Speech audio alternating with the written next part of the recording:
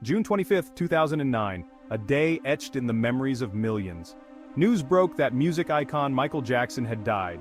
He was just 50 years old. The world stood still, united in shock and grief. Jackson, the king of pop, was gone. His music transcended generations, his dance moves imitated worldwide. His death was a global event, a seismic cultural shift. Fans mourned openly, gathering in impromptu vigils. Tributes poured in from fellow artists, politicians, and world leaders. How could a figure so larger than life be gone so soon? The circumstances surrounding Jackson's death were shrouded in mystery. Found unresponsive in his rented Los Angeles mansion, the cause of death was unclear. Speculation ran rampant. Was it a heart attack, an overdose, foul play? The world held its breath, waiting for answers. The Los Angeles County Coroner's Office launched an immediate investigation. The world watched, waited, and mourned the loss of an icon. His music, his legacy, would live on. But the questions surrounding his death were just beginning. The investigation into Michael Jackson's death quickly zeroed in on one man, Dr. Conrad Murray. Murray, a cardiologist, had been hired as Jackson's personal physician just weeks before his death. He was the last person to see Jackson alive.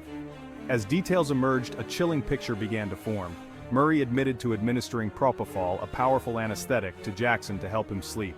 Propofol, typically used in surgical settings, is extremely dangerous outside of a hospital. Murray claimed he had been treating Jackson for insomnia for weeks. He insisted he had only given Jackson a small dose of Propofol on the day of his death. But investigators uncovered a chaotic scene at Jackson's rented home. Empty vials of Propofol and other sedatives littered the room. Medical equipment, including an IV stand, was found haphazardly strewn about. The coroner's report delivered a stark conclusion: homicide. Jackson died from acute Propofol intoxication. The level of the drug in his system was consistent with a surgical anesthetic dose. Michael Jackson's final years were marred by personal turmoil and legal battles. His once sparkling public image had been tarnished by allegations of child sexual abuse. Though acquitted in a highly publicized 2005 trial, the accusations cast a long shadow over his later career. Jackson retreated from the public eye, becoming increasingly reclusive. His financial situation, once seemingly untouchable, was also in disarray. Extravagant spending habits and dwindling album sales had taken their toll. Jackson was deeply in debt, reportedly owing hundreds of millions of dollars. He was forced to sell off assets, including his beloved Neverland Ranch, to stay afloat.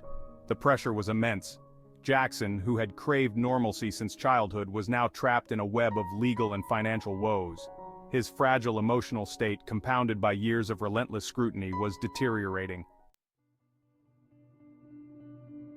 The death of an icon as enigmatic as Michael Jackson was bound to fuel speculation. Conspiracy theories quickly emerged, each offering an alternative explanation for his untimely demise. Some whispered that Jackson had orchestrated his own death to escape his mounting debts and tarnished reputation. Others pointed fingers at the music industry, claiming Jackson was silenced to prevent him from exposing dark secrets within the business. Still, others believed Jackson was the target of a government conspiracy, silenced for his activism and outspoken views. The theories, often fueled by online forums and social media, ranged from the plausible to the outlandish. While lacking concrete evidence, they highlighted the mistrust and suspicion that often surround celebrity deaths.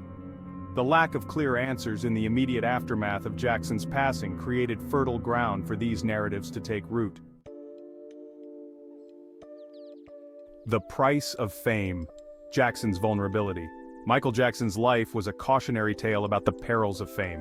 Thrust into the spotlight as a child star, he never experienced a normal childhood. His days were consumed by rehearsals, performances, and the relentless pressure to maintain his family's success. As he matured, his eccentricities and reclusive nature were often misconstrued and sensationalized by the media. Jackson craved privacy and control, yet his every move was scrutinized and exploited.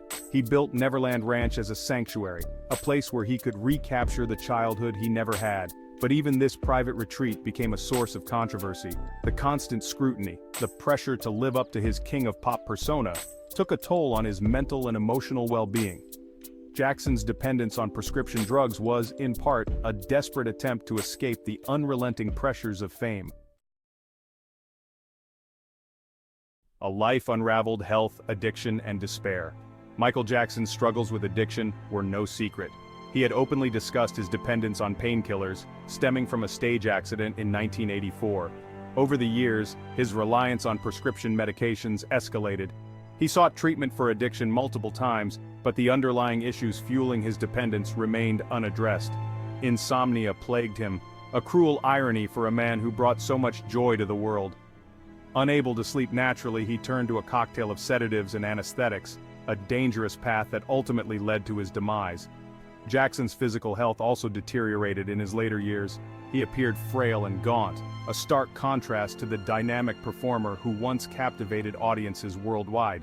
The pressures of fame, the legal battles, the financial woes, it all took a devastating toll on his mind, body, and spirit. The trial of Conrad Murray, seeking justice.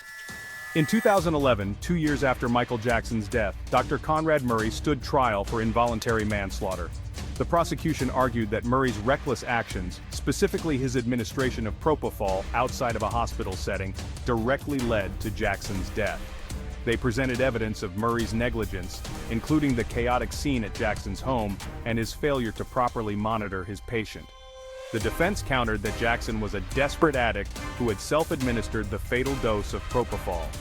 They painted a picture of a doctor who was trying to help a patient in need, but was ultimately deceived by Jackson's cunning and desperation. The trial, broadcast globally, captivated the world. It was a stark reminder of the dangers of prescription drug abuse and the responsibility doctors have to their patients. For 6 weeks, the jury listened to testimony from medical experts, law enforcement officials, and those closest to Jackson. The world held its breath, waiting for a verdict. Section 8, Guilty Verdict, a doctor's recklessness exposed. On November 7, 2011, the jury delivered its verdict, guilty. Dr. Conrad Murray was convicted of involuntary manslaughter in the death of Michael Jackson. The courtroom erupted in gasps and sobs. The jury found that Murray's gross negligence, his reckless disregard for medical standards, directly contributed to Jackson's death. He had betrayed his oath as a physician, prioritizing his patient's demands for sleep over his safety. The judge sentenced Murray to the maximum penalty of 4 years in prison. While the verdict provided a sense of justice for Jackson's family and fans, it did little to ease the pain of his loss. The trial had exposed the dark underbelly of fame, the desperate measures taken to cope with its unrelenting pressures. It served as a stark reminder of the fragility of life, even for those who seem larger than life itself. Section 9, Unanswered Questions, the conspiracy debate rages on. Despite Dr. Conrad Murray's conviction, conspiracy theories surrounding Michael Jackson's death persisted. Some refused to believe that a doctor's negligence could be the sole explanation for the demise of such an iconic figure. They pointed to inconsistencies in the evidence, alleged cover-ups, and the perceived leniency of Murray's sentence as proof of a larger conspiracy. Online forums buzzed with speculation, dissecting every detail of the case, searching for clues to support their theories. While most of these theories lacked credible evidence, they highlighted the deep-seated mistrust some held towards authorities and the entertainment industry. The circumstances surrounding Jackson's death, his struggles with addiction, and the involvement of powerful figures fueled these suspicions. For many, the official narrative simply wasn't enough. They believed that the truth about Michael Jackson's death remained hidden, shrouded in a web of secrets and lies. Section 10, the King of Pop's legacy, music, magic, and controversy. Michael Jackson's legacy remains complex and multifaceted. He was a musical genius, a visionary performer who revolutionized the music video and captivated audiences worldwide. His music transcended cultural and geographical boundaries, uniting people through its infectious rhythms and heartfelt lyrics. He was a philanthropist, using his platform to advocate for peace, equality, and the betterment of humanity. But he was also a deeply flawed individual, haunted by the pressures of fame and the scars of a stolen childhood. His eccentricities, often misconstrued and exploited by the media, overshadowed his artistic brilliance and philanthropic endeavors. The allegations of child sexual abuse, though never proven in a court of law, continue to tarnish his reputation. Michael Jackson's life was a tapestry woven with threads of brilliance, tragedy, and controversy. He was a musical icon, a troubled soul, and a symbol of both the allure and the destructive power of fame. Section 11, A Timeless Lesson, The Fragility of Fame. Michael Jackson's life and death offer a timeless lesson about the fragility of fame and the human cost of relentless scrutiny. He was a child star thrust into a world that demanded perfection, often celebrating talent while exploiting innocence. The pressure to maintain his image took a devastating toll on his mental and physical health. His story serves as a cautionary tale about unchecked ambition and the need for compassion. Jackson's legacy reminds us that celebrities are human beings with vulnerabilities and pain. His music lives on, but his story is a stark reminder of fame's double-edged sword.